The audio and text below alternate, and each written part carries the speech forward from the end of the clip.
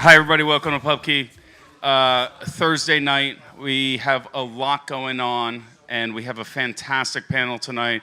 We're going to be talking about the Tornado Cash court case that's happening in Southern District, right, for the last 2 weeks, right? Okay, so we have 4 folks with us tonight. We're going to get introductions in a little bit. We're going to get started in like 10 minutes, but this is a little amuse-bouche. So grab a drink, get some food, use the restroom if you need to. About 10 minutes, we'll get started. These folks have been in the courtroom, except for David today took the day off. That's why he looks so fresh. And it's not particularly fun. I myself am a recovering lawyer one day at a time. I still retain the ability to ruin a perfectly good conversation about something that I'm worried about and nobody else is thinking about. But a lot of respect for the folks that are covering this trial. This is an important one. We usually stick to Bitcoin strictly, but this is a little bit Bitcoin adjacent, but it has a lot of ramifications for open source software developers, privacy in a constitutional setting.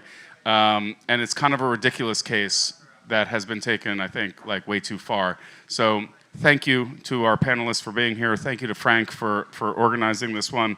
We're going to get started in about like 5 minutes, 5-10 minutes. Tip your bartenders. I'll be back.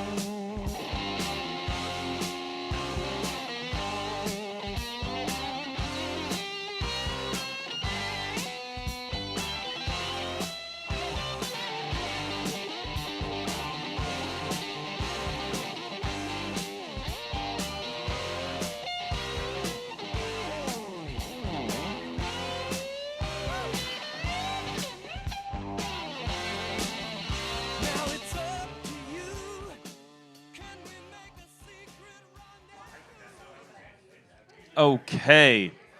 Welcome, welcome, welcome. We're going to get started. So, as I was saying, tonight we're talking about crypto privacy on trial.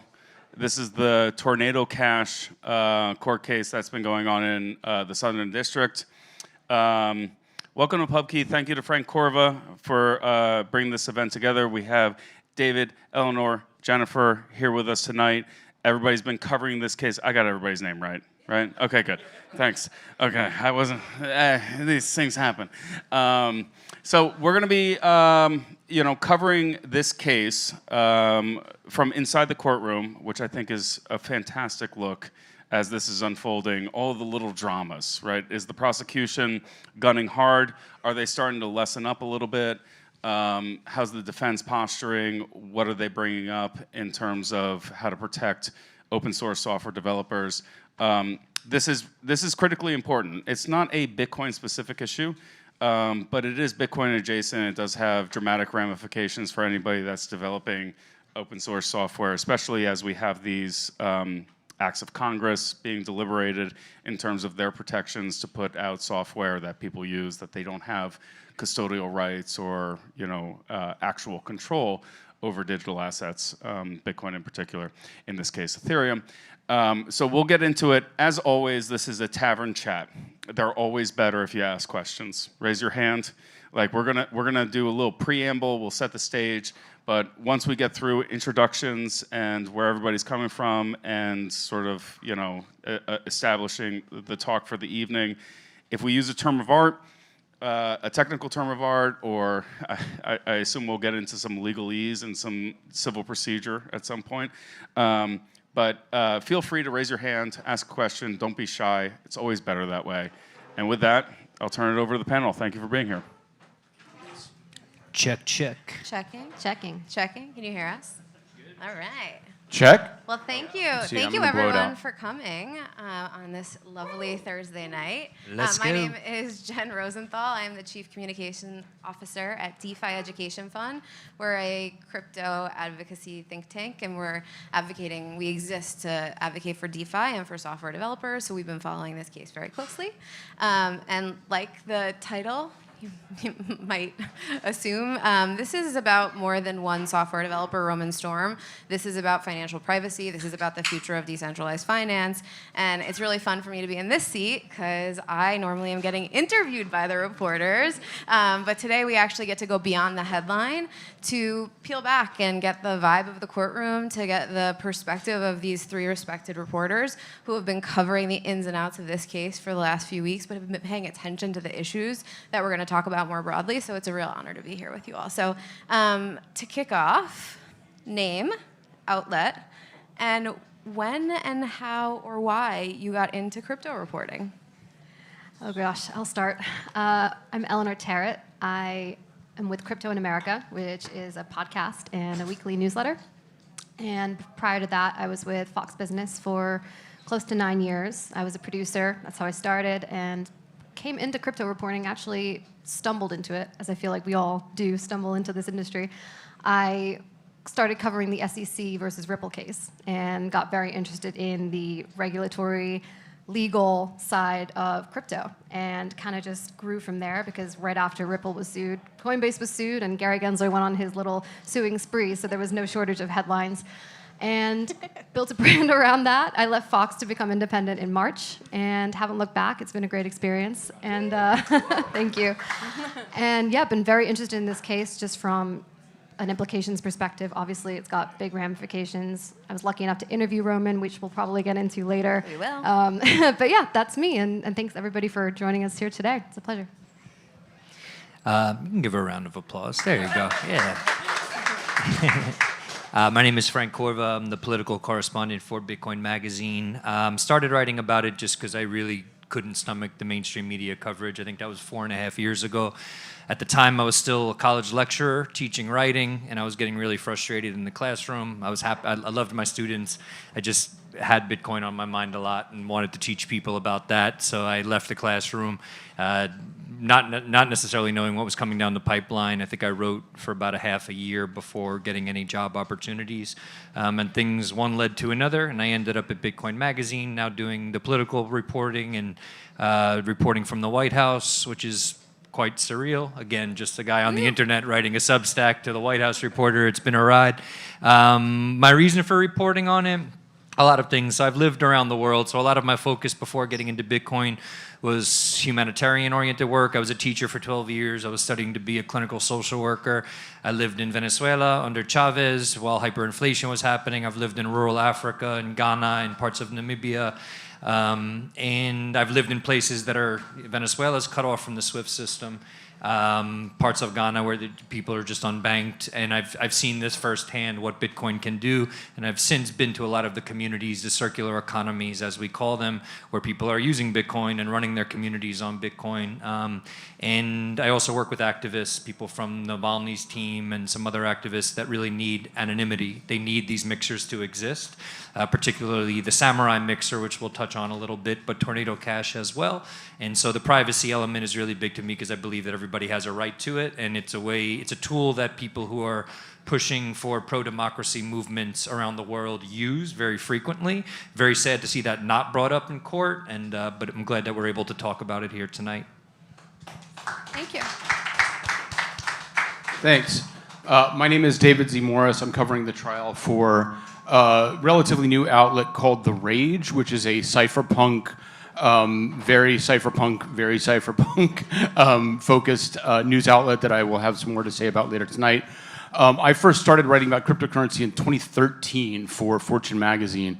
I was one of the very first people in a mainstream outlet anywhere to talk about it. I was aware of it because this is going to sound, I have a long introduction. I have a PhD in the history of media technology and was in social sciences for a little while before I transitioned into journalism. And so I kind of saw things coming a little bit. I saw Vitalik present the idea for Ethereum in 2015, and if anybody wants to buy an extremely expensive t-shirt, I have one from Bitcoin Miami that year. And I also, more recently, was the editor of Fortune Magazine's crypto newsletter, and then went to, well, I should mention, I worked for a bit for a startup called Breaker that some OGs might remember from 2018. We ran for a year, and then the market crashed, and that was over. So I ran Fortune's thing. I worked most recently for CoinDesk as their chief insights columnist, and you probably saw me on The Hash and other shows throughout the day. I covered the Sam Bankman-Fried trial and have a book about that coming out in November called Stealing the Future, which I just today noticed pre-orders went up for on Amazon. Thanks. It's really surreal. It's my first book with like a significant publisher, with Repeater Press, which was co-founded by Mark Fisher, the author of Capitalist Realism. That's pretty much up to today. Well, we have a very esteemed panel. Thank you all.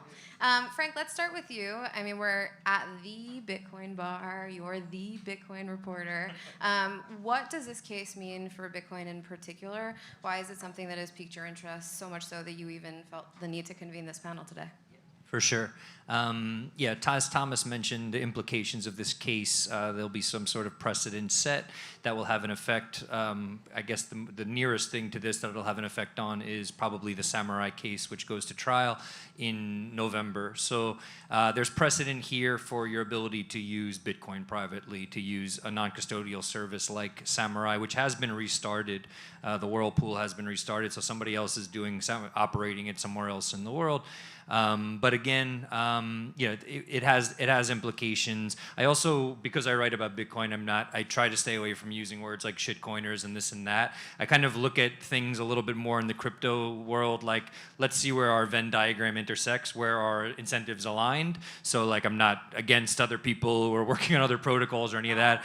That's it, yeah. So that's just, yeah, it's not really my style. But yeah, so I think that the implications for Bitcoin here, and I think another thing to think about as it's a broader context for this talk is there's a section of the Clarity Act which right now has passed the House. Senate has put together a draft that includes language around people who create purveyors of non-custodial tools and developers of non-custodial tools not being money transmitters and not needing a money transmitter license and not being subject to those laws. So we want to see something like that pass. I won't get too much further into it, but I believe in people working on this sort of crypto tech more broadly. I want to see Bitcoin be able to be used privately, legally, so that we don't have to be doing any more of these panels anytime in the near future about more developers being on trial for any protocol, Bitcoin or whatever else. Well said. So just a pulse check, since this is supposed to be like a community conversation. How many of you had heard of Tornado Cash? Hands up if you'd heard of Tornado Cash just before this. Okay. And how many of you are following the case or following the reporter's coverage? Okay. And how many of you are kind of new to this and who are here just to be learning and to be curious? Okay. All right. We have a nice mix. Okay. So, Ellie, you had. Can I call you Ellie? I call you Ellie privately. Okay. Eleanor, but you have. You chatted with Storm. You had substantial conversation with him before trial. You had an amazing interview that was over an hour long. Can you tell us a little bit about who he is as a human being, as a software developer, and a little bit of his story just to bring that color into this room today? Yeah, absolutely. So I had the pleasure of interviewing Roman alone first. So you and I flew out to Seattle, tell the whole story. Went out to Seattle. Roman, as you guys might know, is not on house arrest, but he was on, I guess, he couldn't leave the state unless it was to come to New York or to California to go see his lawyers. So I flew out to Seattle, and we rented a podcast studio, and I didn't really know what to expect. I'd seen the coverage of SBF. I went to the SBF trial a little bit, and as you all know, SBF is a sort of character in and of himself, and I'm like, is this going to be like another SBF type guy? And Roman's not like that. He's very quiet. He's very unassuming, very polite.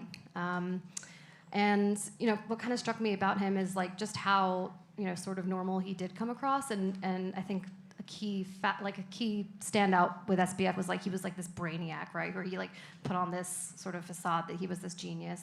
And Roman didn't do that. He was just like, I don't know, at least kind of came across like I'm a normal guy who just likes to write code, and I really like tech. I like computers.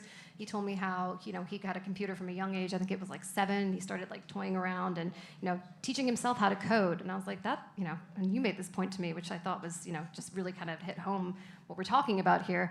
This guy who's self-taught, never went to college for coding, just did it from his mom's basement, as it were. Built this protocol that's being used by North Korea hackers. That's quite a sophisticated piece of technology to build, just from teaching yourself. So I thought that was interesting. But yeah, he moved to the United States when he was 19. Moved to Silicon Valley, did a couple of odd jobs because he wasn't a citizen at first. He finally got his citizenship. But another thing I found interesting was that he actually didn't come up with the idea for Tornado Cash. We did get into that a little bit in the pre-interview. He actually spoke to Vitalik Buterin, founder of Ethereum, who basically floated the idea. I think Roman came up to him and said, what else can I work on? There's the Bitcoin community, Ethereum's growing. What else in this space? What's needed? What can I build? And Vitalik said, privacy. Privacy is this kind of phenomenon in this space because we're all public on the blockchain and making our transactions day to day is pretty open there. It's out there, and so privacy, you should work on that. And then PepperSec became Tornado Cash, or PepperSec worked on Tornado Cash. So I thought that evolution was interesting because I didn't know that about him before. But from a personal level, polite, quiet, unassuming, and you've been in court. I mean, today was a little bit of a rough day. I think the government scored a few points, just bringing up some of those internal communications, which I'm sure we'll get into later. And, he's kind of taking it well, right? He's just sitting there, just like, very stoic, very like, ooh, because like, I don't know about you guys, but if I had my personal text messages from like 5 or 6 years ago read out with my group chat friends, I would be mortified. I'd be sitting there like red and like just hiding my face, but, I guess he is. Who amongst us has not belonged to a group chat called money laundering? Not a reference to Roman, by the way. His was like Muffin, wasn't it? One of the chats was named Muffin. Yeah, Tornado Cash. Yeah. Take my muffin. Wow. I don't really know what that means, but anyway. Well, okay, thank you for that. So you all kind of hit on it, but I do want to stress it because it's not coming up in the courtroom, I don't think, as explicitly as maybe we would in this community like to talk about. But why does financial privacy matter in a blockchain technology? Why is it something that's important for the community? And why is it something that software developers have pursued, like Storm and others? Yeah, I would love to. So, like I said, I have a PhD in technology, and so I think about things in like a certain way. And essentially, the way that I think about this is from how do we, aim towards a human society that really like achieves its maximum. And we, for thousands of years, have used some version of cash, right? Like you have things in your hand that you hand to somebody else. That creates no record. It does not have any controls placed on it. It does not judge like the content of the transaction, basically, in any possible way, basically. But now we live in a globalized society, and we have to be able to make electronic transactions, basically, in order to, if you believe in the idea of specialization between nations. Right now, China is able to do certain things at an economic scale that we in the United States can't, and so we have to have that like free flow to really like maximize what we are able to do as a sort of a global society. Sorry, probably the wrong root for the word global, but this is the point, right? That like money is a flow of information that actually like dictates how we as a society organize our activity at the top level scale.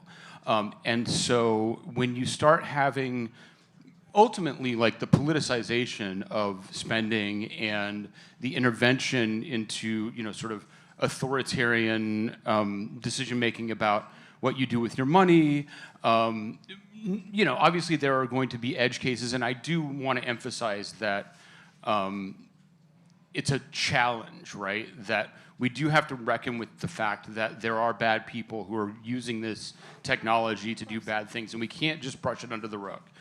But at the same time, the privacy element does have this like determinative impact on how we aim our resources as a human species.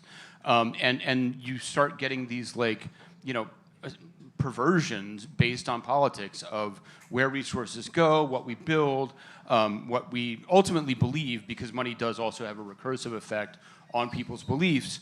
And so for me, that like at the very top level is the key element of like why we need privacy on chain, because also like to the state of technology that we understand right now, blockchain is the only way to get that also uncensorable send.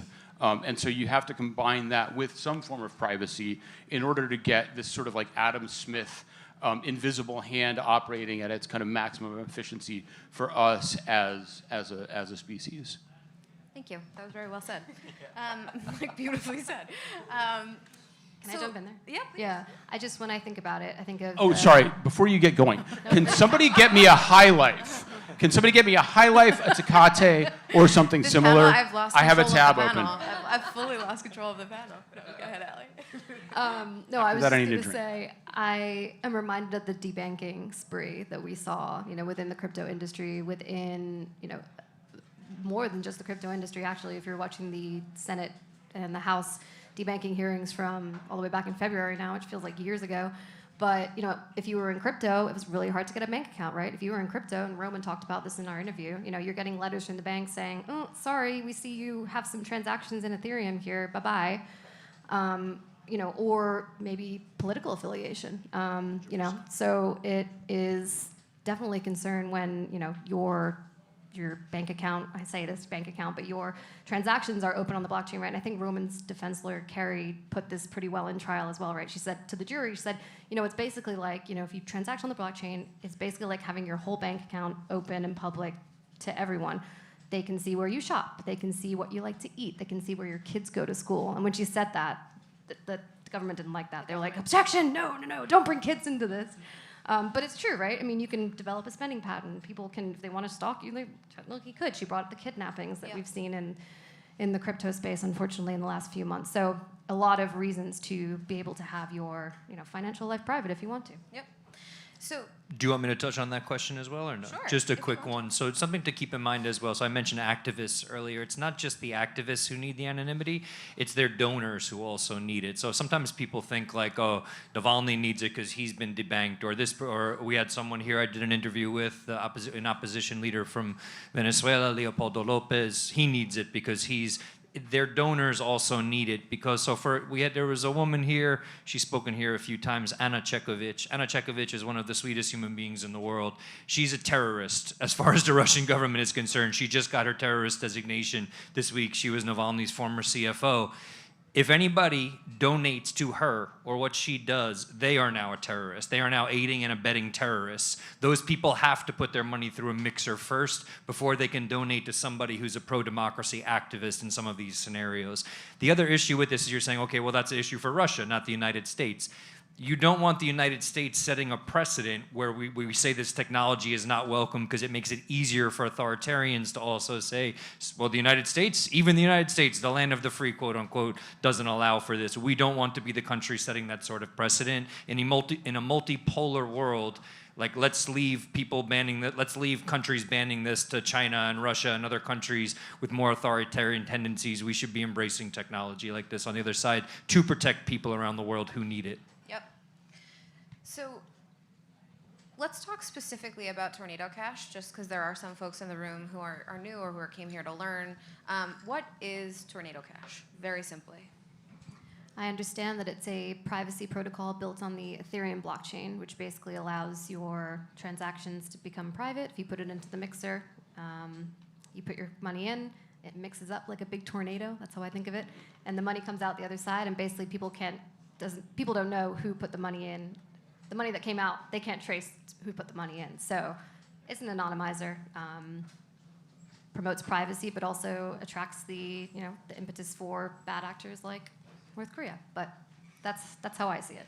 I feel like you might probably be able to give a better technical answer. Do we care about a technical technical answer? answer? Technicals. Well, so if you have a technical answer that kind of gets at the difference between, because I think one of the things that's really interesting in how this case is playing out in court is it's the Tornado Cash protocol, right. And then the government today used the phrase Tornado Cash Enterprise. Right, So can you right. please So just that's the technical, yes, absolutely. Can you explain that for us? So hopefully, I think by a show of hands, most people in this room probably understand this, but Tornado Cash is a set of smart contracts which are, as of 2020 May, I think, they're immutable. So even though Roman Storm is on trial right now and under supervision, and I'm sure barred from having anything to do with like a computer probably, and his co-founders probably are under similar conditions, except for one of them's in Russia. Either way, without any of their involvement, Tornado Cash continues to run today on the Ethereum blockchain because it's a set of agreements between the people using it. It's enshrined in code, but it is ultimately very similar to one of the comparisons I made recently was if you're familiar from like the classic Hellfish episode of The Simpsons with a tontine, or something like a savings club. These are all sort of group agreements. I'm forgetting. There's a really famous name for a sort of lo-fi offline savings club that sort of goes in a circle. Anyway, say it again. Roscoe or Rosca? Maybe. I mean, I'm going to take your word for it. There are many different versions of this, right? But these are like just group agreements between peers who are making certain exchanges with each other over time or whatever. In this case, well, we won't get into the specifics, but it's like similar to email, right? You have rules that allow different clients to do the same thing from wherever they are. And this is what's really important for this case, is that the contracts that make up Tornado Cash could be printed in a book. And that would make them, because we have precedent for this in the United States, that would make them protected speech under the law. This was a case that was established in 1993 having to do with PGP, pretty good privacy. And I think I feel like somebody told me that and I don't feel like that's correct, but something to do with like encrypted munitions that the government decided were not possible to be exported. Yeah, well, the government considered cryptography a munition, Any essentially. cryptography Yes, or but something, that they won that case by printing on a Yeah. T-shirt code, and then they won the case by And, code becoming free speech. Adam Back, I believe, was involved in that case. So, this is something that has a long legacy within our community. It's one of the foundational issues behind this case. It's not being considered at trial, the kind of free speech element, but it could come up on appeal. The second element that you mentioned is the distinction between this code and sort of the operation of the enterprise or company or whatever. The government's case hinges very heavily on the Tornado Cash front end, the web access that allowed most users to access it. They gave yesterday some statistics that, roughly 96% of people who ever used Tornado Cash used it through the front end. And that website was paid for, maintained, and designed by Pertsev Semenov and Roman Storm. The question that I think is, I don't know, I don't think it's going to be resolved in this case, is the distinction between, if any, that front end and the sort of First Amendment protected code deployed immutably on a blockchain behind it, essentially. Yep. So thank you for that. Can one of you give a very high level overview of what Storm is being charged with? Yeah, I could touch on. We just sat through this. We sat through the recount of the 3 counts, and I'm not up here trying to be. Was there a charge hearing today? It was Rule 29? Rule 20, yeah. So they went through all of the counts again. So the 3 counts from a high level, you have conspiracy to launder money, conspiracy to operate a money transmitting business, and then conspiracy to, I'm not going to get this one perfect, but essentially conspiracy to evade sanctions. It's a more specific charge than that, but that's the spirit of the charge. So you have those 3 charges essentially. And honestly, today it felt a lot like there's just 2 interpretations of what Roman Storm was doing. There's the defense's interpretation, but I think the most foundational argument, at least one that was reiterated a few times today and has been reiterated many times over the course of the trial, is that you can argue whatever you want. The government has not made this claim that Roman Storm ever touched any funds, Yep. which really, for all 3 of these charges, there are genuine implications. There's real implications, obviously, for the money transmission charges, because under 2019 guidance from FinCEN, from the U.S. Treasury, if you're not touching funds, you're not responsible for what happens with those funds. Granted, this is new technology. I get all that. We'll get a little bit more into the FinCEN stuff a little bit later as well, but I think it seemed like you had something to add to that. Just that the government hasn't been able to prove that there were any communications between Roman and his founders and the hackers, like the wrongdoers, right? And North Korea, yeah, there's no communication. So if they weren't touching the money and they weren't conspiring, right, because it's conspiring to launder money, then where's the conspiracy here? They weren't working with money launderers. I think someone put it really well the other day. I forget who it was, but it might have been the defense team where this could be maybe the government's case, because in opening arguments, they didn't really make a great case, this is what the defense said, for it being a conspiracy to money launder. Maybe it's a case of criminal negligence because maybe he knew what was going on and didn't do anything about it. But conspiracy to collude with hackers, conspiracy to launder money, the government hasn't reached that. They haven't proved that in court, at least yet. And obviously they wrapped today. So I think that's important to note as well. If I can just sort of add a little bit to that. We have a question. Do you want to? Oh. You mentioned hackers. What hackers and what hackers? That's a great, I was going to say, we brought that up. So does anyone remember the Axie Infinity, the Ronin Bridge hack? One of the biggest hack, I think, in crypto history, $600 million worth, I think, of ETH and maybe a stable coin was hacked. A crypto bridge was hacked. The hackers who did it were from the Lazarus Group, which is a North Korean group of hackers. They stole it, and I think the majority of those funds were put through Tornado Cash. But the government has brought up 15 other hacks on top of that. I'm not going to get into all of them, and there's I think smaller scale. It's smaller scale, but it totals to over $1 billion, I think, in U.S. denominated amount. I'm not sure if that's as per 2022 or I think it was just that specific range that they pointed out. Yeah, so, and they're looking at the trials. What is it? September 2020 to August 2022. That's the 2-year period they're looking at. I thought it was a little bit later, but you would maybe know better than me. I think so, yeah. And for context there, so there were hacks, and then there was money that was put through Tornado Cash, but I thought the defense did a great job in pointing this out. Only 10% of the money that went through Tornado Cash during that 2-year period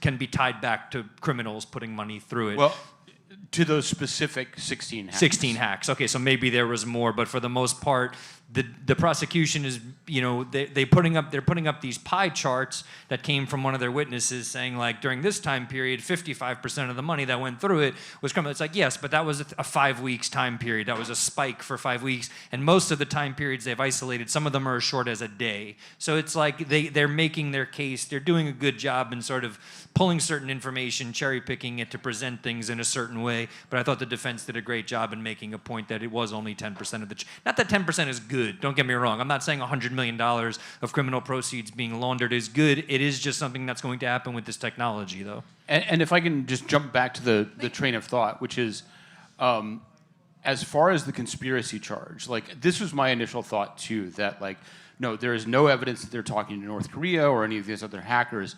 But as I've watched the trial, what I've come to understand, I think, is that the conspiracy charge really more hinges on the idea that Pertsev, Storm, and Semenov had a conspiracy to build something for money laundering going forward, for, like, criminal purposes going forward. And then the government is also trying to argue that their failure to change certain things at later dates is part of the conspiracy. That's really more the criminal negligence thing. But I think my take at this point is that if they can prove criminal intent in the founding and creation of Tornado Cash, even if it's in the creation of an immutable piece of software, then they might have a case. I think that for the most part, even in that more limited sense, they haven't really shown anything, and I think we're going to keep getting more from the defense about the legitimate concern for privacy as the primary motivation for the creation of this software. So I really think that, like, that is, to my mind, that is the most direct path to a not guilty verdict with the jury. I did see a hand back there as well. Yes, please.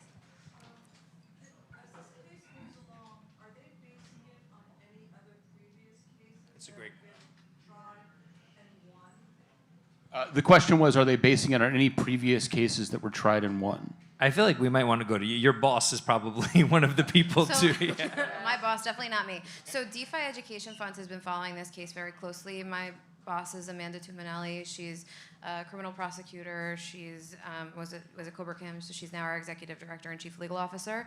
She wrote a really interesting paper, and you can access it on our website, that really looked at Section 1960 and criminal liability for creating these peer-to-peer non-custodial software tools. So I'm happy to share after this the link to, we have a summary blog where we did a tee-up blog where we looked at every part of the trial. That's on our website, and I can share the paper with you all, and we can put links out, but I don't feel confident speaking to that. But I would say, no, this case will essentially be establishing certain precedent when it comes to this sort of technology. I mean, there's cases where there's elements of this case where there's precedent that's been established. The Risley case, right? There are a bunch of legal cases that have been brought up in the courtroom that are being discussed in the context of, like, what are the implications potentially for this trial.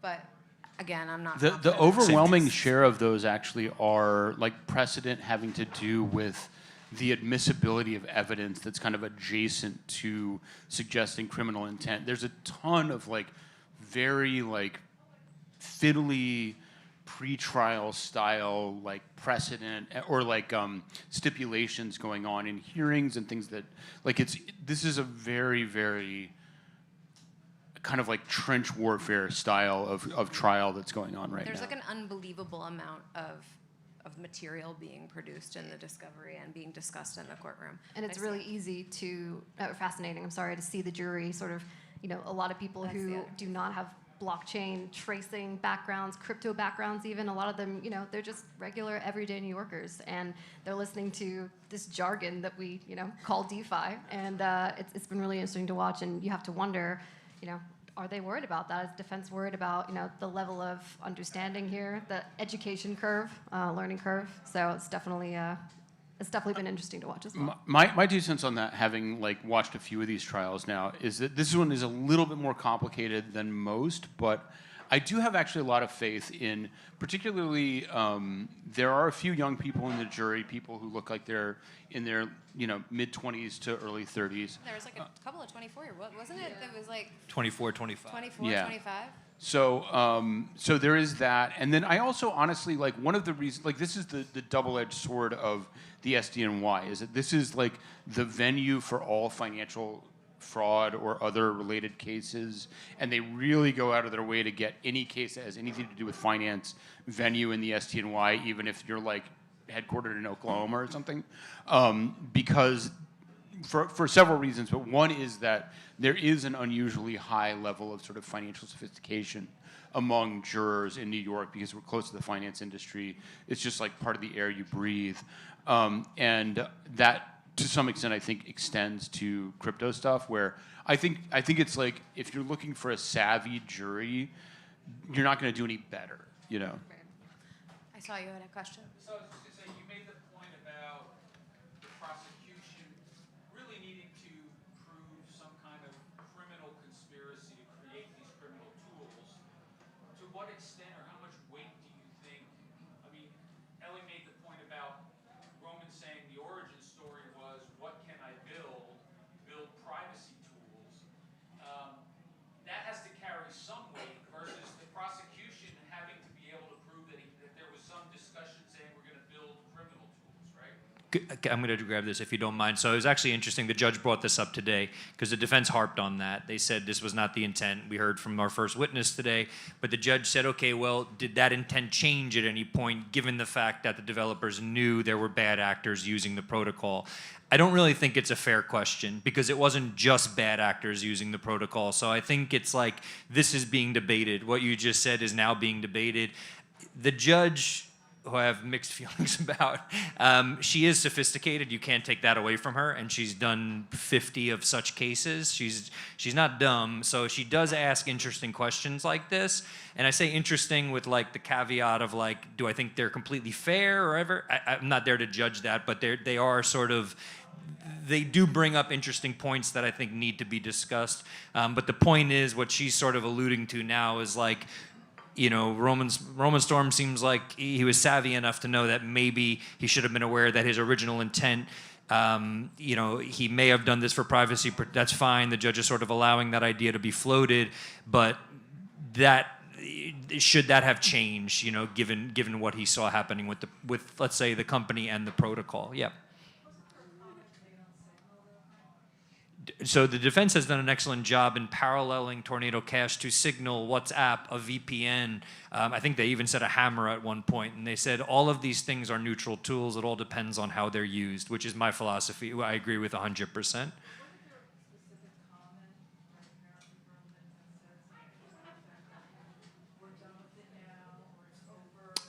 Oh, so yes, yeah. I can pick up the baton on those because I think it's really quite interesting.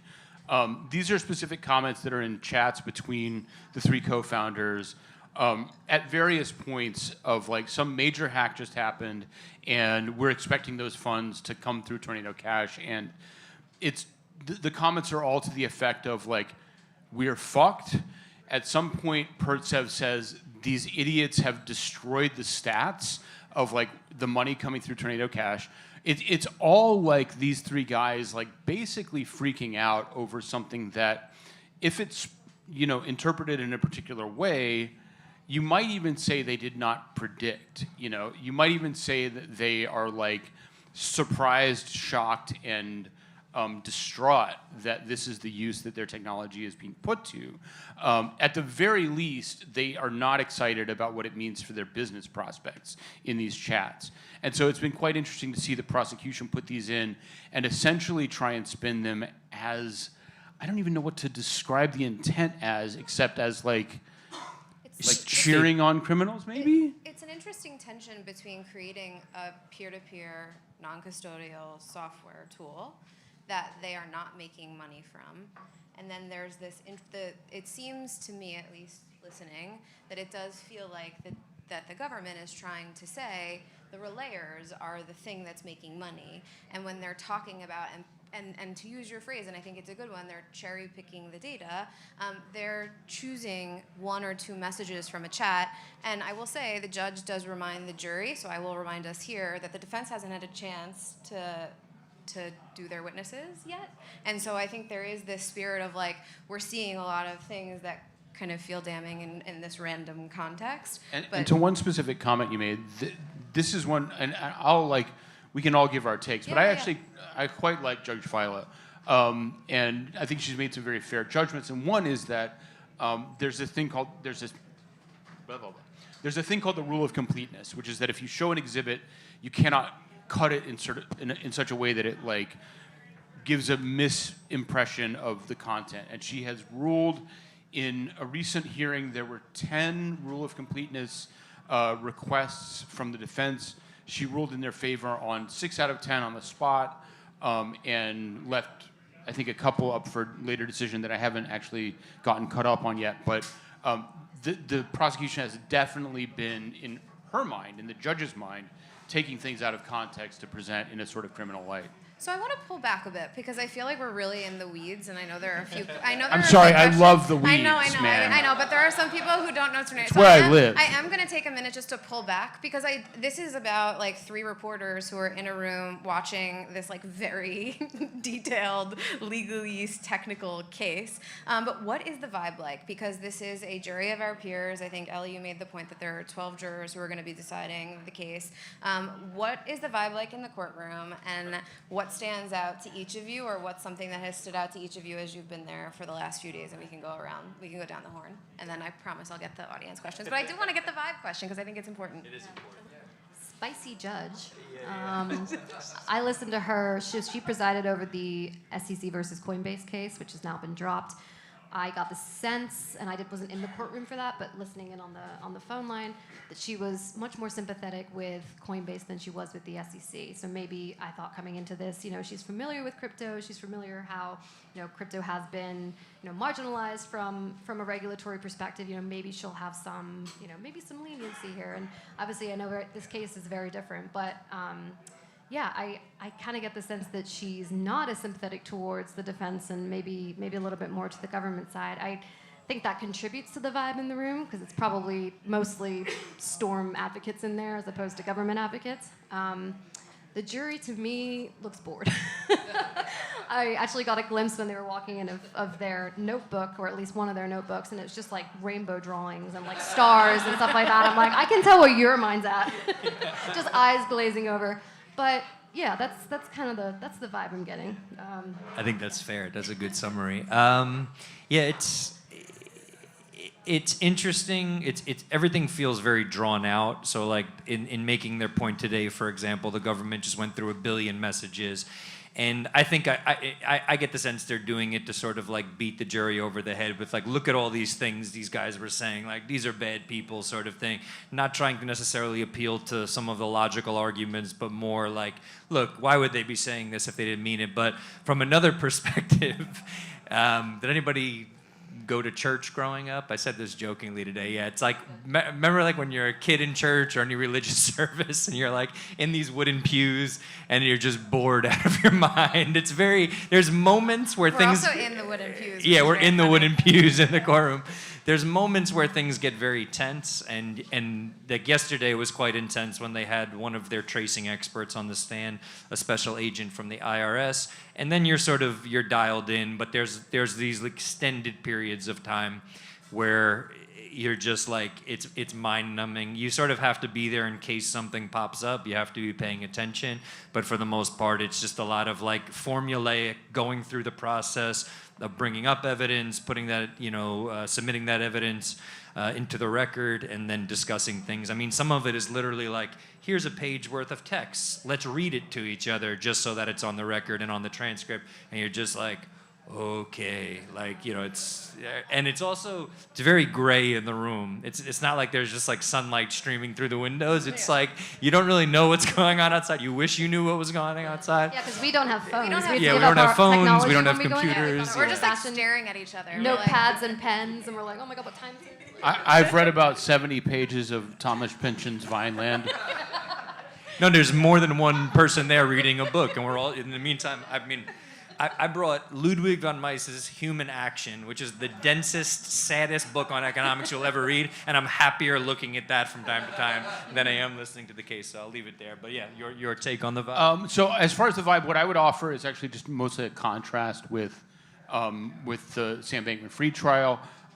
What I've been, surprised and a little, and this is sort of a broader analysis too, like there just has not been that much interest on this trial. We have, I believe, a Business Insider reporter is also covering it, but the attention has been very minimal. I was just seeing some photos somebody was sharing in a group I'm in of apparently there are a few protesters showing up to the trial now, so that's going to be very interesting to watch. But the like level of, I mean, it's I guess it's just very difficult to explain to people the broader implications of this. And so there's just not as much kind of intensity. And so that contributes to the sleepiness in the room, I think. The one thing I will add, though, is that the defense is actually very vigorous. And especially yesterday, there has been some very energetic cross-examination. I don't remember his first name, but Klein is one of the defense lawyers. He was actually like yelling at Werlau, the witness from Anchain AI yesterday, and really like kind of badgering him, and he didn't get called on it, which was interesting. But they're like the three, like the other defense attorney. Well, I love all three of the defense attorneys. Patton is this guy who's like tall, and if you're a fan of What We Do in the Shadows, he's like the tall, stretched out version of the energy vampire played by Mark Proch, or however you pronounce his name. He has that like kind of voice, and it really sounds great when he's like starting to ask a question to a witness. He's like, and he's like going slow, and then Carrie Axel. I don't know what to do with She's that. a boss. She's a boss. Carrie Axel is a very aggressive female defense attorney, which like the Sam Bankman-Fried trial, one of the highlights was Danielle Sassoon was the prosecutor there, and there's certain. Let's just say there's certain men who, like, being questioned by a woman does not agree with their personalities. And we got that in SBF, and we're getting a little bit of that in this with Axel on Cross. It's great. I just wanted to make the point that obviously we haven't heard much from the defense. We did a little bit today, but I think the government, and to your point about cherry picking, a lot of the communications they've decided to show us are cringy. Like, they are visibly, like, I sit there and I'm like, oh, this is awkward. Because a lot of F-bombs were dropped in those chats. It's literally Roman just being like, fucking this and fucking that. Almost to show, like, oh, this is an aggressive dude. Like, like, he's maybe not as stoic and calm as he seems. And they're cherry-picking sort of some of the more, I won't say damning, but just, I have some quotes here. I can read if you want. But yeah, let's do it. Some of the ones that, the government put up today in these, like you mentioned, signal chats between the co-founders, when it was either Pertsev or Semenov suggested to Roman Storm maybe adding KYC for Tornado Cash. The response was, such suggestions make me fucking scream with laughter. And then another one was, show me a DeFi project that has true decentralization. And then one from Semenov, this was not from Storm, so his co-founder, was on the topic of hacked funds. It is possible to stop it as long as the governance makes the right decision. And the government had the witness reread that sentence for effect. And Fiala was like, the defense was like, objection. Fiala's like, all right, sustain. So to play on this a little bit, because I do want to get in, the government rested today. Can you guys walk us through some of the witnesses that you've seen and some of the more memorable things? And in particular, Tay is an incredible blockchain tracer. Taylor Monahan? Yes. Yeah. Yes, thank you. And she put out a really amazingly thorough look at the government's first witness. So I would love for you guys to just walk us through the witnesses and maybe talk a little bit about that particular situation. Can I do one thing for a backdrop here? Please, do it. So there have been plenty of reports around blockchain analytics technology. Chainalysis is probably the biggest purveyor of this technology.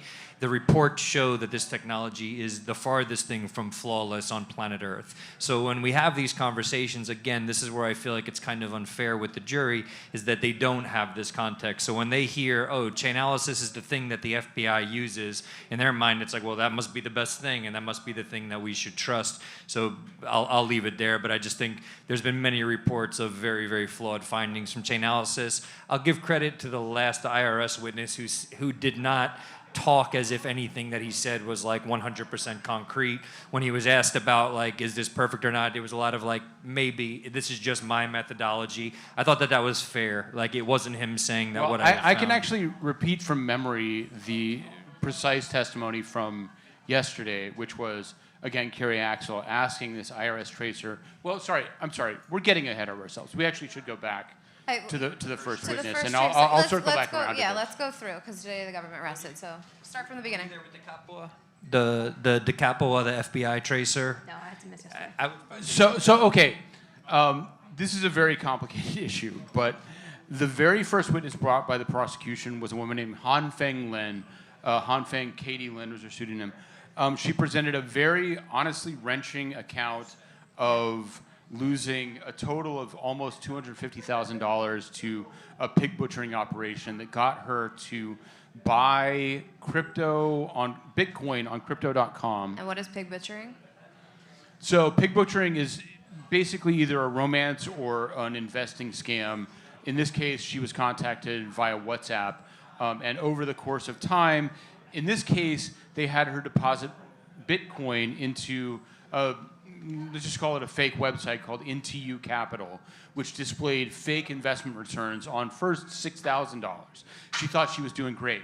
And then, of course, she immediately takes $190,000 out of her savings account and puts it into Bitcoin from crypto.com into this platform. Then this is where it gets really dicey, is she hired a recovery firm called payback.com to trace these transactions and to help her to recover the money that was stolen from her. This is all testimony given on the stand. Payback.com told her that her money had gone to Coinbase, FTX, Kraken, and Tornado Cash. And she sent letters to, I believe, all four of those, trying to get them to trace it, block it, and freeze the funds. Tornado Cash was the only one who replied. I believe it was directly from Roman, saying, we can't do anything about it. It's a protocol. It now turns out that, Payback.com is a scam that is under active investigation by the FBI. Its tracing report is probably almost entirely fake. Paul Grewal from Coinbase has come out publicly to say that there's no evidence that any of those funds wound up on Coinbase, which is already in the record. And now Taylor Monahan and Inca Digital have basically debunked the method by which this tracing is being backed up by the government witness, which we can go into. That's the short background. Yeah, and as this short is as I can get it. important because this first witness it's a question of relevance. Is this witness relevant to the trial? And I think that is a very important piece. The relevance, just so we haven't, I don't think we've connected that dot fully. The relevance is that there were some questions about whether or not the first witness, again, who told a very gut-wrenching story. It was like very sad to walk out of the courtroom after, that was the second day of trial, after listening to her get scammed out of this money, her life savings essentially. The idea was floated that the money never actually went through Tornado Cash. So now you have a witness on the stand telling this story, obviously having an impact on the jury, and maybe this money never even touched Tornado Cash. And so what ended up happening a little bit later, when someone brought this idea up, the idea of a mistrial was floated because you can't do something like this. So then it's like maybe now the defense is going to submit a motion for a mistrial. But what ended up happening is the FBI, there was one person predominantly who was... So first witness was Lynn. Second witness? Was that DeCapua? Was he the second witness in the actual trial? He was one of the...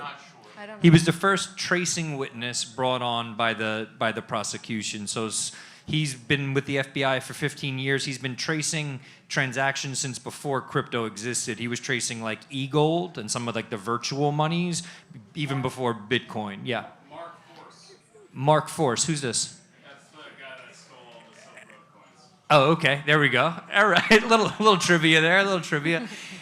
So this Carl Force.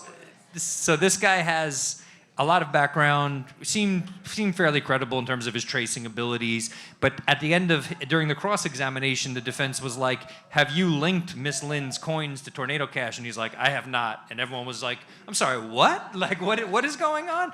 And the defense had only put, they said that was the only person that they had contracted for tracing. There was someone else who had the capability and even the experience with tracing. This was the IRS agent that we mentioned.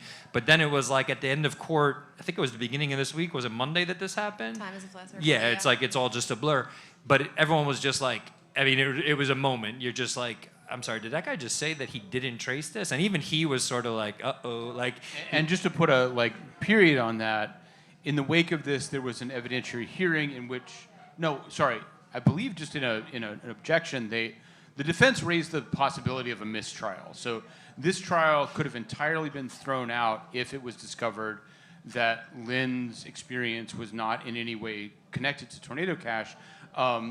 In theory, the judge can strike that testimony and ask the jury simply to disregard it, but at a certain point, a jury could be tainted by that kind of, especially very emotional and personal testimony. So there was a very real risk of a mistrial under those circumstances. And it means throwing out the entire thing and starting over from yeah, scratch. and to potentially starting over, sometimes just throwing it out, right? If I'm not mistaken, yeah. So if they choose not to pursue it, yeah. Yeah. So then it came down to the second person with tracing capabilities just finished his testimony this morning, if I'm not mistaken. I actually didn't get there. I literally just couldn't do another full day in court. I needed the morning off. So the IRS agent, I watched his testimony and cross-examination yesterday. Generally speaking, it seemed like he didn't claim that he had 100% said like, yes, I know for sure that this money was taken from Miss Lynn's Crypto.com account and put through Tornado Cash. And at that, he only said it was about 47,000 worth of ETH based, from the 149 that actually left her account. It seemed credible enough, I'll put it that way. I wrote a piece last night saying that there's probably a low likelihood of the defense submitting the motion for mistrial, only because I think it's going to be hard to discredit him as a tracer, even though he wasn't initially brought on to do that work. But here's where I'm going to circle back around to the thing that I cut myself off on, which is this Stefan George, the IRS tracer, used what is called last in, first out as a method of tracing. This is not a method of tracing. It's a method for tax accounting. It is in a few cases used for tracing in conventional money laundering cases between banks because you actually have identifying information. But in any situation where there is not like an attribution of ownership for every single jump in a chain, this method is illegitimate. And in fact, on cross-examination, Carrie Axel elicited from this witness, she asked, I'm not exactly quoting, but it's fairly close, this does not show that the hacker sent this money through Tornado Cash, does it? His reply was, no, absolutely not. No, that's great analysis. Go ahead.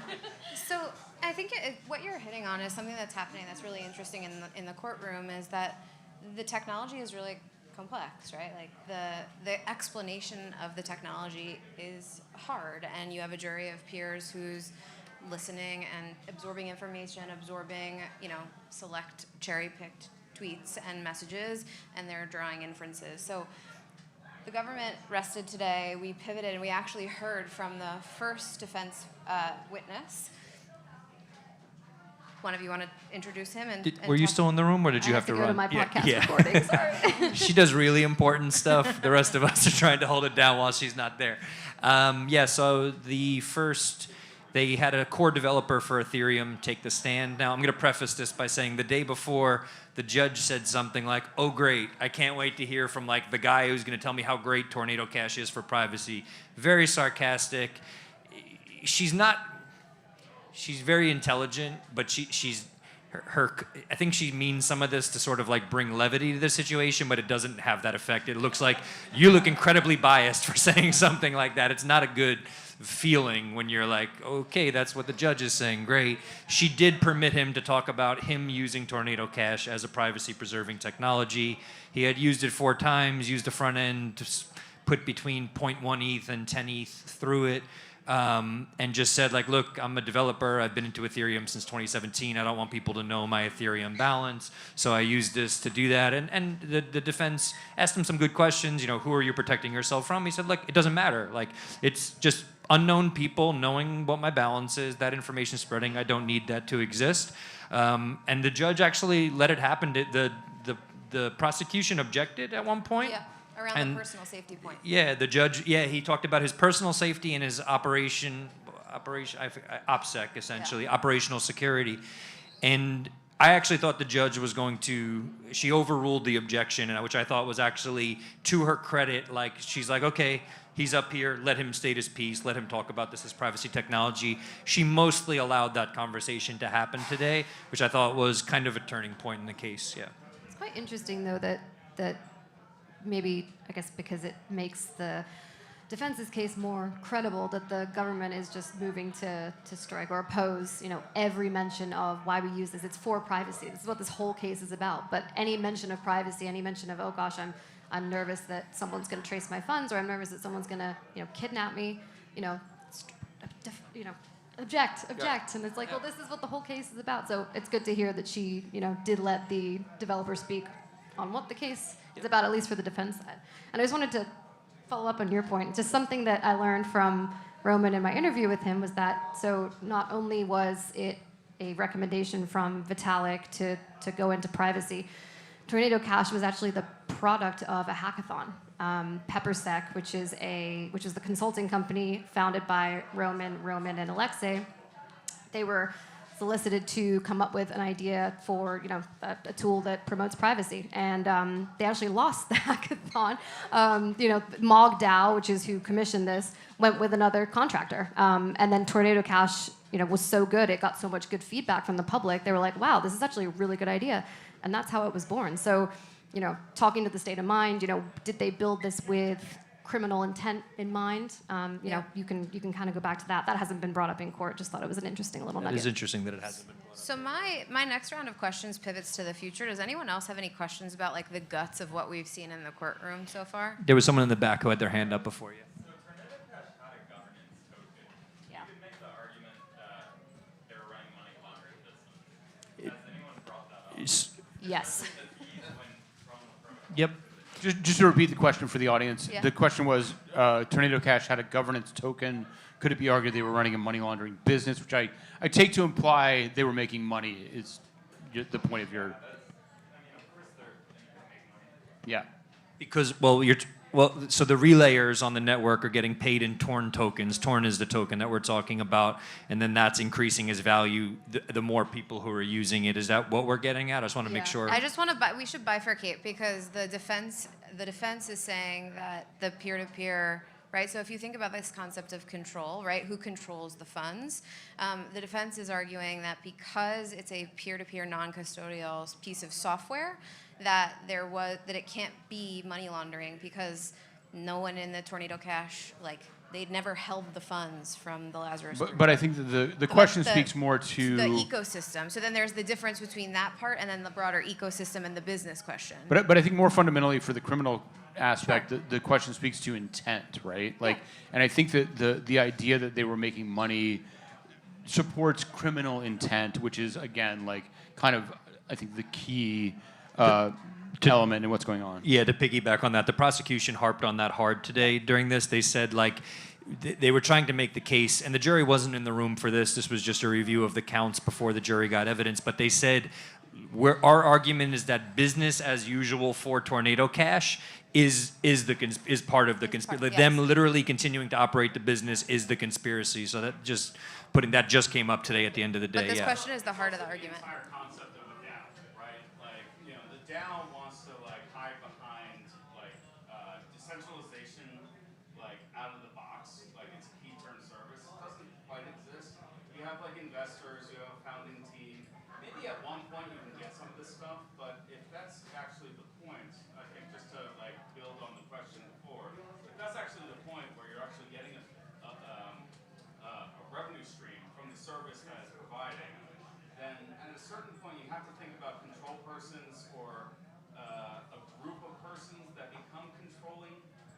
Sure. Was it a Right. critical service? I'm not sure I follow the question. Was it a what? I'm I'm sorry. sorry. Was it a critical service? Do you need to use the relayers to use Tornado Cash? I believe it was optional, but the relayers had to buy Torn tokens in order to become relayers. Well, this is, I think, one of This one is of the heart- this questions is that's going to truly be. This is truly the heart of the case. Yeah. So Yeah.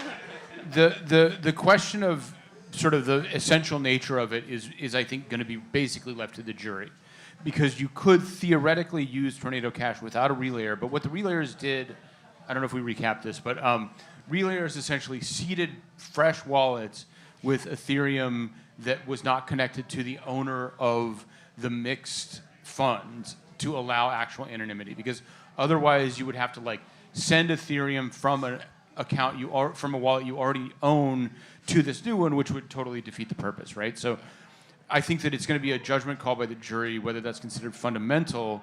To some of the other points that were being made, I think one thing that's really important that the defense has established is that, and this was actually on the advice of the team's lawyers, Tornado Cash did not directly collect any fees for any of its services. And this definitely would have, like, if you, for example, had like your personal wallet like hard-coded into some DApp contract, like that would look far worse in a situation like this than the situation that we do find ourselves in, which is with these Torn tokens being demand-driven, and the founders did get a big tranche of about 30%, and yesterday we saw texts and testimony about them moving those to Binance, cashing out, and each getting about $1.6 million, which, frankly, to a lot of us in the room, having been exposed to stuff, does not sound like a crazy amount of money, but to a jury, probably definitely still does. For sure, Thomas. Yeah. How many of the jurors do you think have a Bitcoin wallet? So out of the pool of jurors, I think the original 90 jurors, I would have maybe said somewhere between 15 and 20%. Out of this group, I think it's maybe a little bit less. Well, okay, here's where we get one over on you Bitcoiners, because if the question is Bitcoin wallet, probabilistically, I would say 0. Account on Coinbase, 4 people on that jury. All right. 4 We're people on that redirecting. jury have an I'm account on redirecting. Coinbase. All right, We're redirecting. We're redirecting. All right, so we're heading into the second part of the trial. What are you listening for as we move ahead into the defense witnesses? And if you were going to give advice to the defense, what points do you think they should emphasize, especially to kind of connect with the jury to explain the technology, et cetera? You take that one Do you first, need a Frank. minute? I think ideally some more of what we saw today, people who used the technology and benefited from it. I will say this, I can't say who it is, but I've spoken with the lawyers for the Samurai case, which is, for all intents and purposes, I'm not getting too into the weeds in this discussion, kind of a similar case, but in the Bitcoin world of Bitcoin mixing services. I know that those lawyers have been in touch with activists and plan to talk about some of those dynamics that I talked about. I think it would have been prudent of the defense to do the same in this sort of case, to especially in terms of an appeal to the jury, saying like, look, here are these people who really need to use this technology to preserve anonymity. It's one thing, like the core developer today, like not throwing shade at the dude, he's like, comes in with like the shaggy hair, he's like, you know, it's just like, I don't, like, it didn't seem like he was in danger and needed to use it, so I think it's fine. Everybody has the right to privacy, but I would like to see people who really depended on this technology to accomplish something that they were, you know, they really needed their anonymity preserved for one reason or another. I would like to see that. It might be coming down the pipeline, but I don't know. I'll just say, I wanted to just circle back, and this feeds into what you asked too, but the notion of the Torn tokens from the defense side, because when we asked Robin on the podcast, we said, you know, these were listed on exchanges, the price went up and down, and you ultimately cashed out. Like, did you profit from that Torn token going up? And he's like, well, I can't answer that right now, but that'll all become clear in trial. And obviously the government has gone after that, as like, you know, today we saw charts. We had a forensic analyst, I think now an SDNY, but former FBI, come in and say, you know, was literally showing charts that corresponded with different messages from Roman being like, you know, do X, Y, and Z on the governance, and then the Torn token went up. And then in relevance to Bitcoin and Ethereum, Torn token stayed like that, and then they cashed out. So I think, like, I'd like to see how the defense plays that, because the government, in my view, today kind of made a more compelling argument for, okay, maybe there was some cashing out of those tokens, but that's what I'm watching for. Also, yeah, to your point as well, like maybe some more witnesses who speak to the privacy angle and not the alleged enterprise or business that the government is portraying it to be.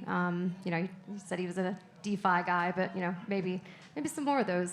Just did he speak eloquently at least? He was good. No, he Yeah. was solid. Yeah. Yeah, he was a great first witness. Oh, Yeah. good. Okay. Yeah. So, I mean, I think that the major question mark, as there is in many trials, is whether Roman is going to testify in his own defense. That too. Yeah, that's a good one. And that is still very much up in the air.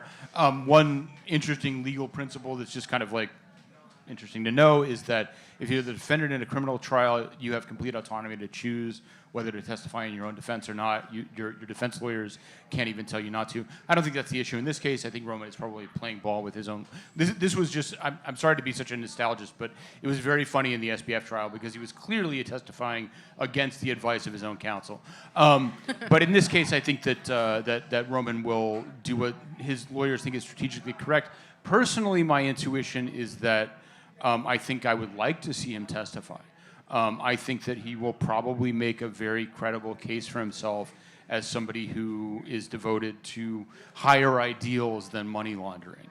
And I think that honestly, just my sort of technical analysis of the idea of reasonable doubt in this case right now is that there is a weight going in that direction.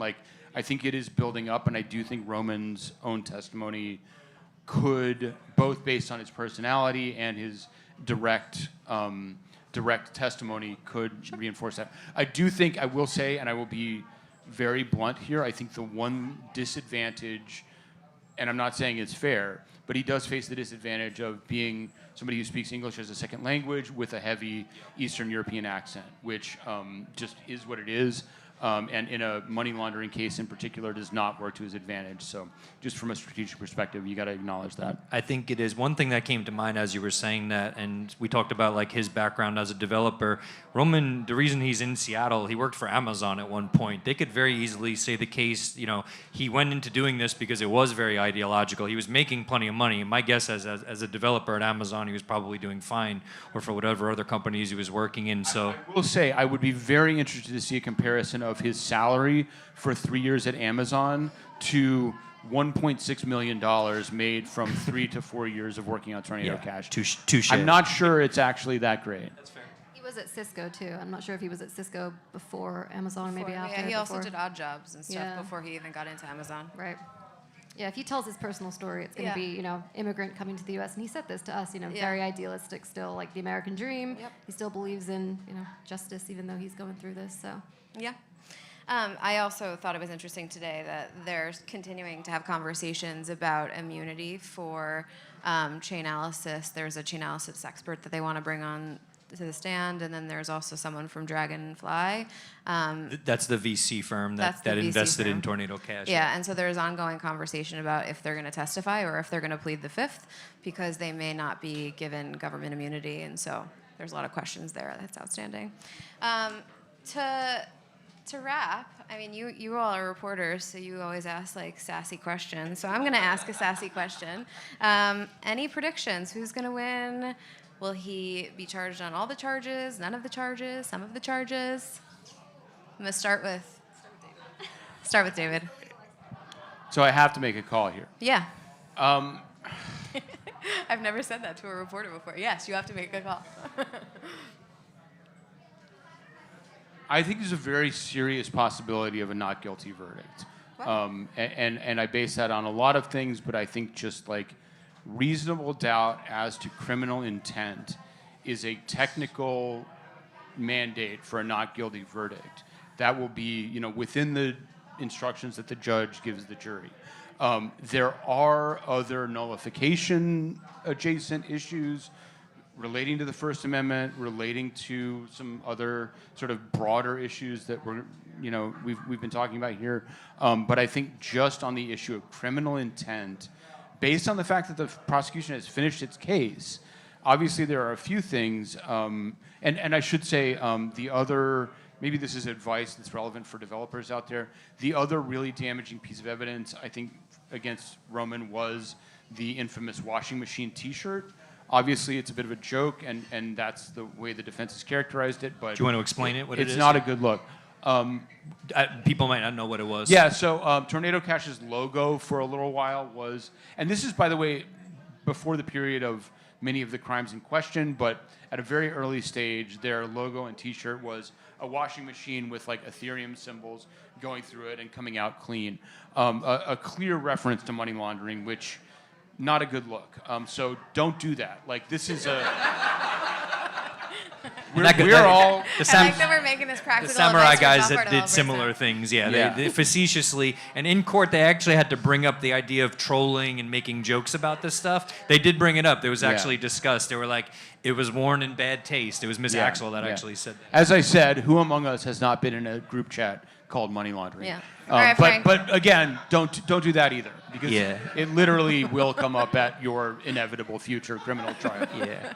I'm an optimist at heart, so I will. My bias is to see a not guilty plea, so that's what I'm leaning towards. I also just wasn't. If I were, it's hard to say this. I'm going to say if I were on the jury, I just did not feel very convinced by the prosecution, and I'm not just saying that as someone who believes in these privacy rights. I just felt like there were a lot of very good points brought up by the defense that felt like they were talked past instead of addressed directly. There was a lot of, okay, that's what the defense is saying, but we're saying this. It's like, yeah, but that's not what's happening here. You should. There's been a lot of talking past one another, but I think more on the part of the prosecution than on the part of the defense thus far. And yeah, I think on all three counts, I don't. When it comes to criminal intent, I just don't see this guy setting out to say, like, I'm here to, like, evade sanctions. I'm here to help people evade sanctions. I'm here to purposely run an unlicensed money transmitter business. And what you're seeing now is the government, they did this at the end of the day today, is say, like, but, you know, what you guys really need to pay attention to is that PepperSec, the consulting company that the three developers for Tornado Cash own, they're like, PepperSec is Tornado Cash. I want to be like, yo, motherfucker, no, it's not. Like, PepperSec is a consulting company. Sure, these same three people did this, but luckily the jury was not in the room for that. And I don't think the judge was like super convinced at such a statement. But I do say it, and I also think, like, given what FinCEN guidance is around this stuff, given that there was never a point when he took control over user assets, this needs to be the underlying thing. Could they have been, and I'm going to say one other thing, Chainalysis asked them to implement an oracle at one point that stopped any certain addresses from being able to put through the sanctioned addresses that OFAC had sanctioned. Those addresses could not put money through the front end of Tornado Cash, which is where, as you said, 96% of the transactions came from. So to say criminal intent when he was willing to comply in that regard, I thought Miss Axel brought that up today. I thought that was a really good point. To me, those are the two things. Like, he never touched funds. He did comply in certain regards. And yeah, I mean, that's, yeah. And Faila even brought up the point today for the jury. So she kind of has sidebars with the jury where she says, you know, just a little side note, for example, the emails today that were sent from law enforcement officials to Tornado Cash being like, hey guys, we're trying to figure out, you know, where these funds were, what can you help us? So that we think they went through Tornado Cash. And she says to the jury, just so you know, like, the content of these emails might be completely false and fabricated, but it speaks to the defendant's state of mind that he knew that his platform was being used for criminal activity, even though those emails may not actually be legitimate. So to your point about the FinCEN guidance, right? She said today to the jury, like, keep in mind with this KYC and AML, she actually had to spell out what KYC and AML was to the jury. They were they were not legally mandated to put KYC and AML in this protocol. So, like, they were not breaking the law on that, you know, on that point. To your great point, David, you know, criminal intent, I think, is hard to prove in a case like this. You know, and I'm optimistic that because the defense is going next, that's going to be what the jurors remember last before they go into the deliberation room. So Yeah, so perhaps that works in his favor. But from everything I've seen, it's I'm hopeful for obviously for not guilty verdict, but we shall see. I respect that you guys gave me the answer, and you gave it to me straight too. Don't ask for my Bitcoin prediction for this cycle. Yeah, right. Like, well, what do you think the price of Bitcoin is going to be at the end of the year? Anything I didn't ask you that you think is important to cover before we pivot to Could I actually audience just say, Q&A? Oh, okay. Sorry, I was going to say just wanted Yeah. to make sure we had some space for that too. So just in terms of time, so we've got the next week, I believe, for the Oh, yeah. defense, right? Yep. It's supposed to wrap probably by the end of next week. I believe she gave like a 3-week timeline. So, yeah, probably, hopefully, maybe wrapped by next Friday. But I guess you never know. And then there's always the potential for appeal, but we can get into that later. Questions from the audience? Yep, this gentleman here. First of all, thank you guys for the coverage of the trial. Really helpful, much better than the bigger publications. Question for Frank on your last point about folks talking past each other. Do you think it's clear to the jury at this stage that Roman himself is not accused of doing the cybercrime that North Korea did, and it's not connected, or is that something the defense is regarding?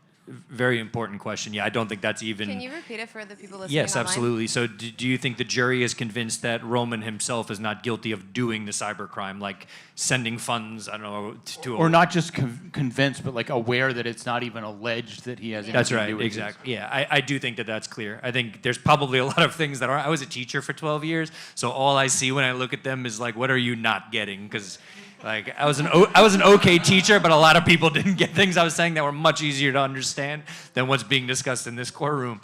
Yeah, I do think that that's abundantly clear at this point. I think honestly, it's going to come down to like the convincing job that the defense does versus the prosecution. I think that's where we're at this point. So I would gently disagree, which is I think that probably on a conscious level the jury understands the separation between these two things, but it's also very clear that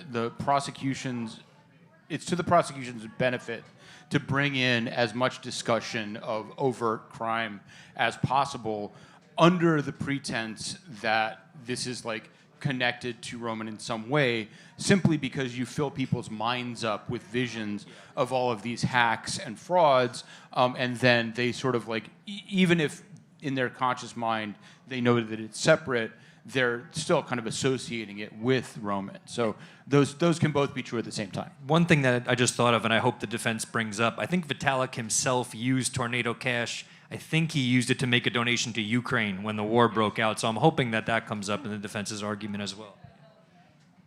Yes, please, in the back. Yeah, so at the beginning of this panel, you referred back to the PGP as a munitions case in the 1990s. You mentioned, though, that code and speech issue is not really what's on trial here, that that's kind of been set aside. So if Roman is found guilty on one or more of the charges, certainly his own personal well-being will be impacted.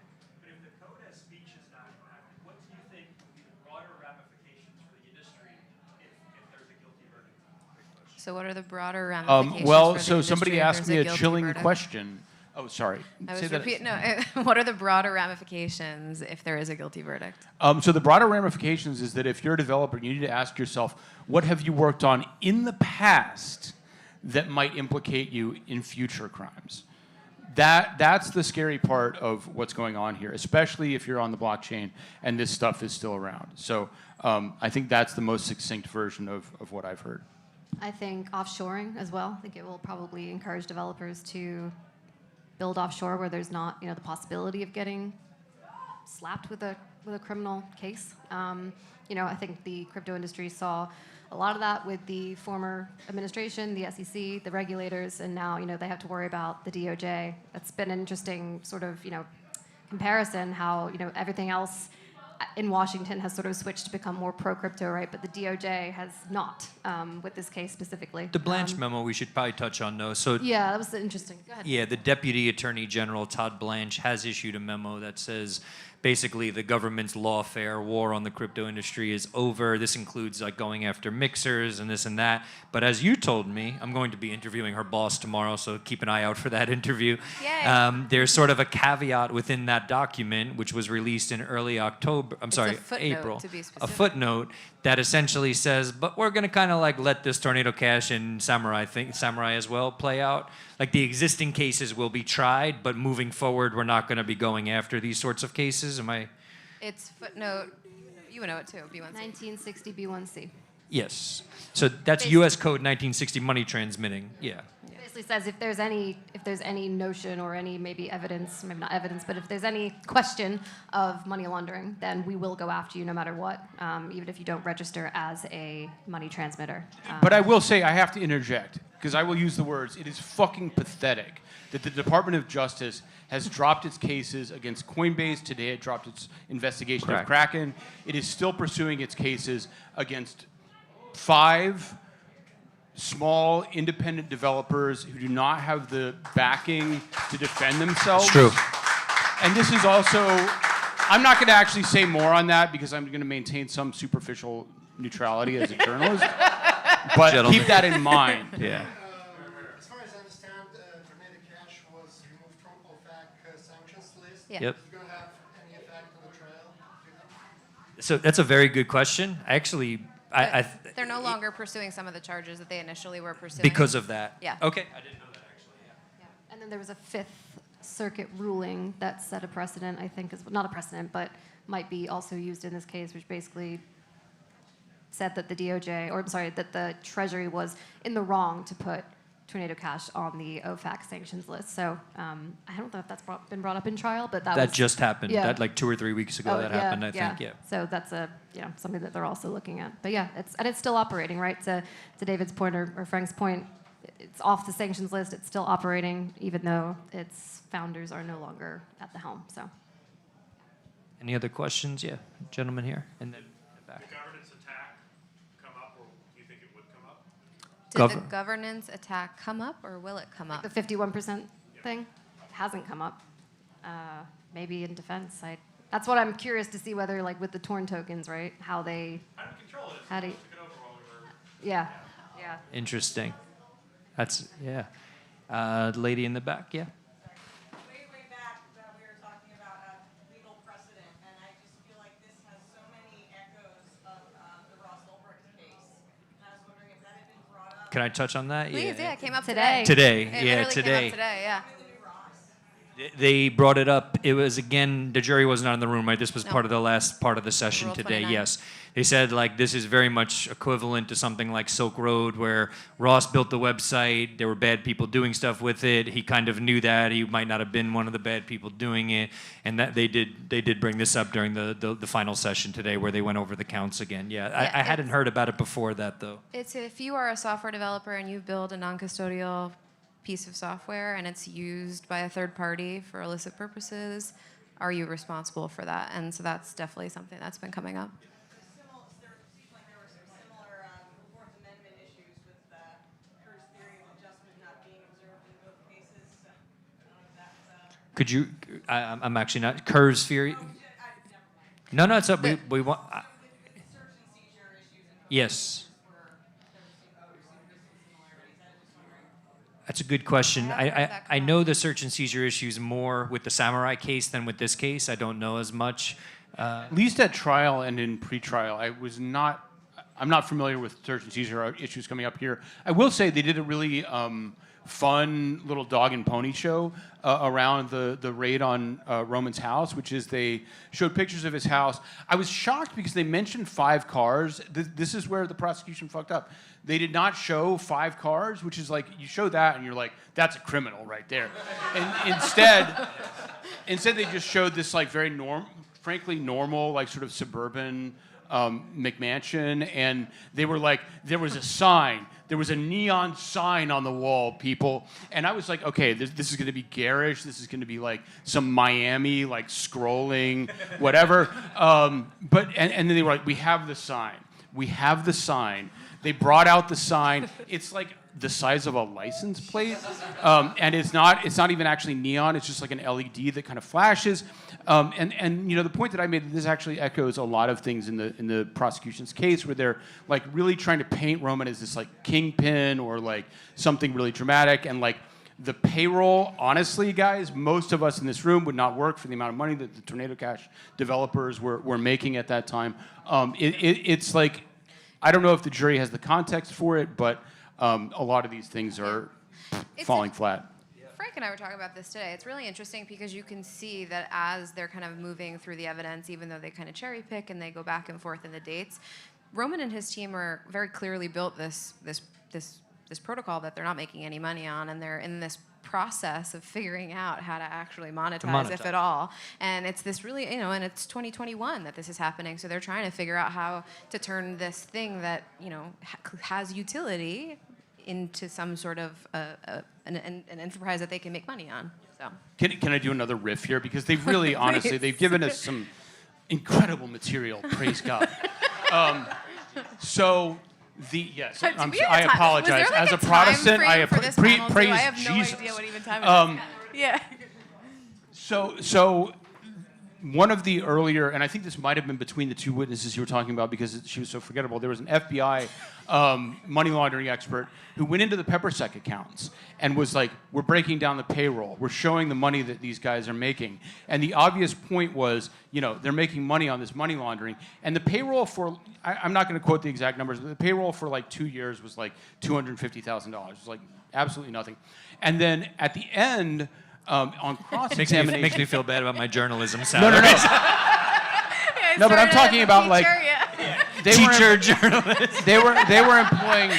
No, I'm saying this is like $250,000 for like 6 developers for 2 years or something on that order. But the really important part was we had this money laundering tracer from the FBI going through the PepperSec bank accounts, and on cross-examination, the defense lawyers were like, were there weird cash deposits here? She was like, no.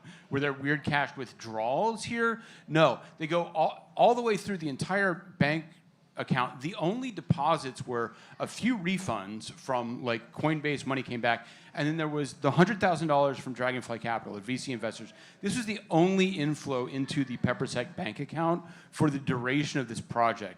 So I think that, again, who knows what the jury takes away from it, but it was just this like attempt to paint money laundering onto something where it was like literally objectively not happening. Other questions? Okay. I think we could probably wrap it. Yeah. Well, so Can I give round of applause? Oh, please. Before the round of applause, I have to give a pitch. I have to plug. So I'm here reporting thanks to some very generous support from a friend of a new small operation called therage.co. We are cypherpunk first, but not Bitcoin only. And I, with respect to a lot of other people in this room, I think that is a space that needs to be filled. We have a capital, I'm going to break news here. We have a capital campaign for a pre-seed round that will allow us to develop a business model to keep our coverage sustained. Go to therage.co. There are all kinds of anonymized donation routes there, and help us get going.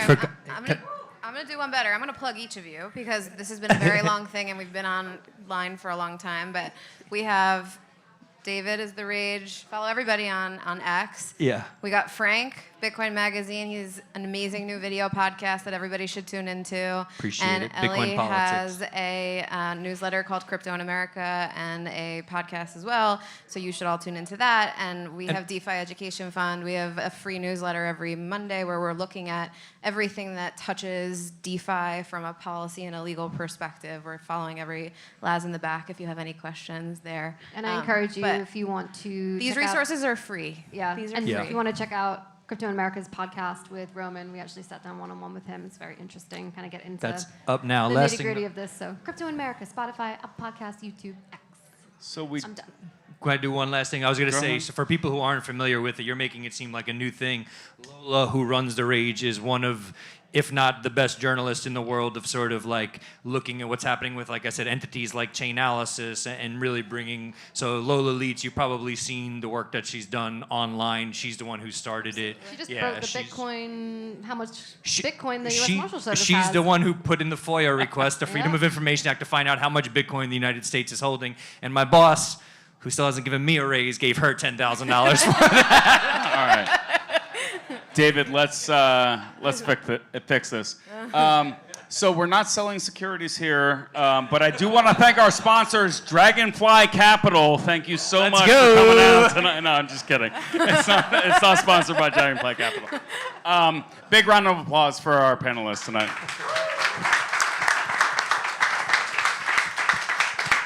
One last question. One last question, if I can. Lex Friedman, Brian Armstrong, they briefly mentioned Monero. And it's like, Encanto. It's like, let's not talk about Monero.